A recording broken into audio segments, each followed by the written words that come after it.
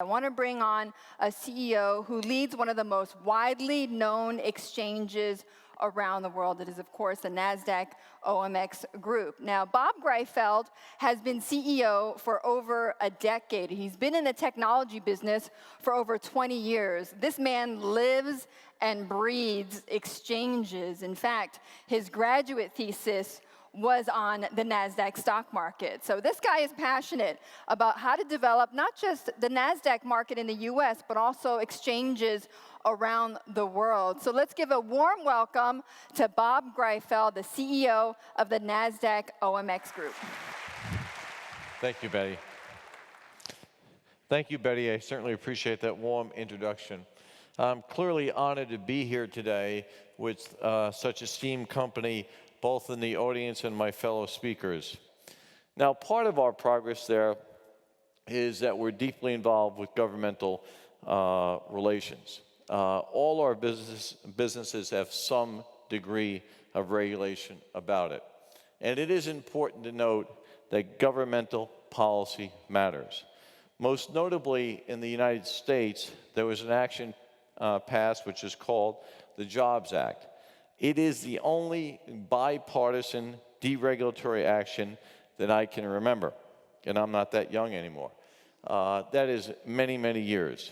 Now, this result has been a dramatic increase in IPOs in the US.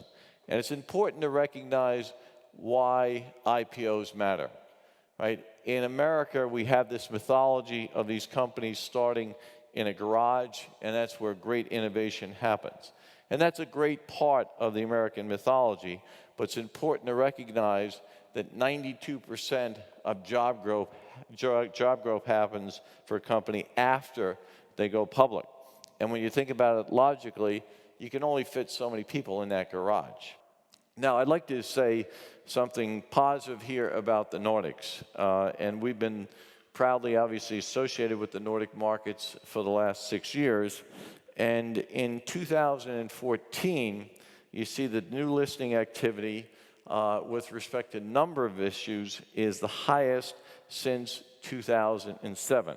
We have 51 new issues in the Nordics so far this year. Even more important and more impressive is the capital raise.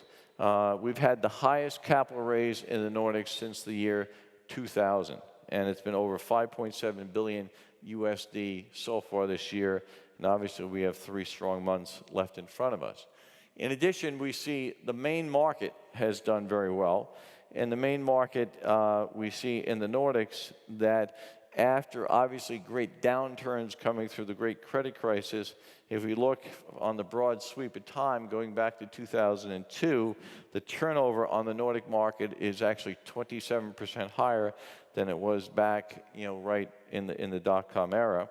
And for the Danish folks here, most impressively, the volume of the Copenhagen market has actually increased 160% since that time. So we feel great about what is happening in the Nordic markets here today. Now, obviously, we completed the integration of the organization, and how we run our combined organization, I think, is the perfect balance between utilizing the global infrastructure that NASDAQ OMX can provide, and certainly that infrastructure is aided and embedded by what we mean to the worldwide community, but keeping a local presence. So we here at NASDAQ OMX have worked very hard to be local in our approach to running the business, but making sure the back of the house has all the efficiencies and state-of-the-art technology which are necessary to compete in the global world. So, in conclusion, I would say the world is an uncertain place. As we see over the last year, it has become darker in many ways. But if you look at what's happened, the countries that have been in some level of turmoil, they come out of that turmoil quicker when they get, obviously, institutions in place, and those institutions can be privately led by efficient capital markets, and certainly we see it as part of our mission to do that. We also recognize ourselves in a commercial endeavor. We'll look different tomorrow than we look today. We always want to continue to diversify across asset classes and across geographies, but always do that from a strength of building upon your strength. And if you do that and you try to run a global organization, you always have to get the right balance between the local and the global and make sure you're getting the proper benefits where that is appropriate. So I appreciate your time today, and I understand we have a relatively long period of time for question and answer, and I look forward to sitting down with Betty and hopefully answering some of your questions. So thank you. Which we're gonna do. Thank you, Bob. You say it like it's going to be a torture session or something like that. No, it's not. I said relatively long. So Bob and I know each other, obviously, from, I've been to the NASDAQ market site many times. Yes, grace your presence there. And once in a while, we broadcast some shows from there. So, Bob, just listening in on what you were saying about how vital capital markets are, to countries in transition, and how the NASDAQ is partnering up with various exchanges around the world. I think still, from those on the outside looking into the U.S., they still look at the U.S. and they say, if you're a big company, you're a major company, you're going to go to the U.S. markets. You're always going to want to list or have a presence in the U.S. What is it about the U.S. market that still makes it, and there are obvious reasons, but what is it about it that makes it still the preferred place for companies to raise capital? Well, first, let me not so much agree with your premise. So our job here in the Nordics is to make sure that our Nordic-listed companies have the same experience as if they're listed in the States. So we define that in a number of objective ways.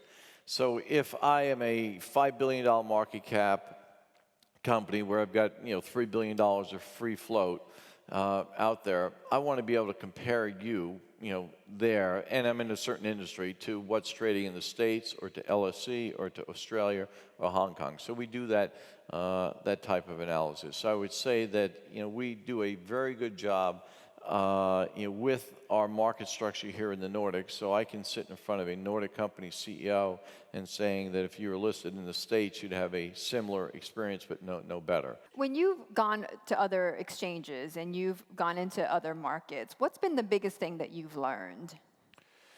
Well, the biggest question I get is, how do I recreate the magic of NASDAQ, the U.S., the Valley experience with respect to new companies springing up all the time, and just this pure can-do type spirit. And I was in California last week, and it's an amazing mindset that people have out there. I mean, they fundamentally think they're here to invest. Change the world. To change the world. I mean, that's what you scratch somebody in the Valley or now in San Francisco, that's what they believe they want to do, change the world.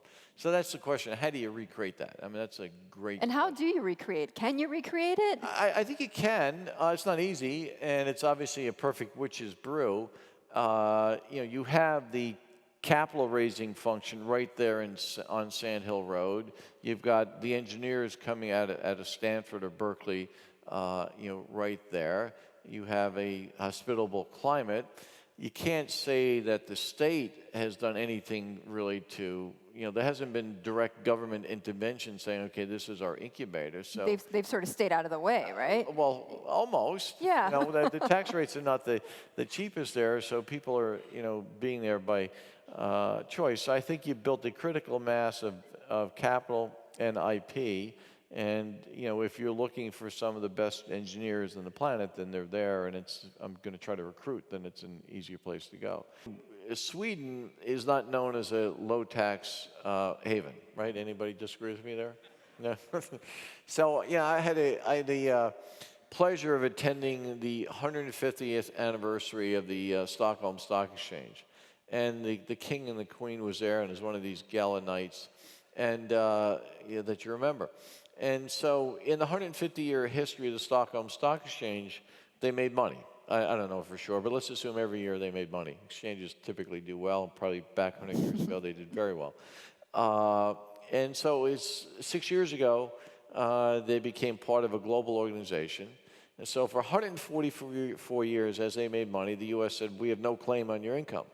Now, in the 6 years, they say, oh, you made money in Stockholm, you paid your Stockholm taxes, now I want to tax you again, just because your headquarters is changing. So that's, kind of silly there. If you were a startup company and you had a choice where to put your headquarters. And this has nothing to do with where you put your intellectual capital. So you could have your key development engineers in the Valley or in San Francisco just say, but my headquarters out of Vancouver. And that gives you flexibility. So if you start saying you can't have inversions, you're really creating what I call the Hotel California, right? You can check in, but you can never leave. So you're not going to check in, right, when you start the company. You're just going to leave. You're just, well, when you start the company, you're just going to leave. You're going to start in Canada. I could still have the same number of engineers in California if I need them there for whatever unique capabilities they have, but I can be domiciled wherever I want. All right, Bob. Thank you so much. Great to have you here My pleasure at to be the here. President's Institute. That was Bob Greifeld, CEO of NASDAQ. Thank you. That's Good to great. see you. Yeah, great. See you later.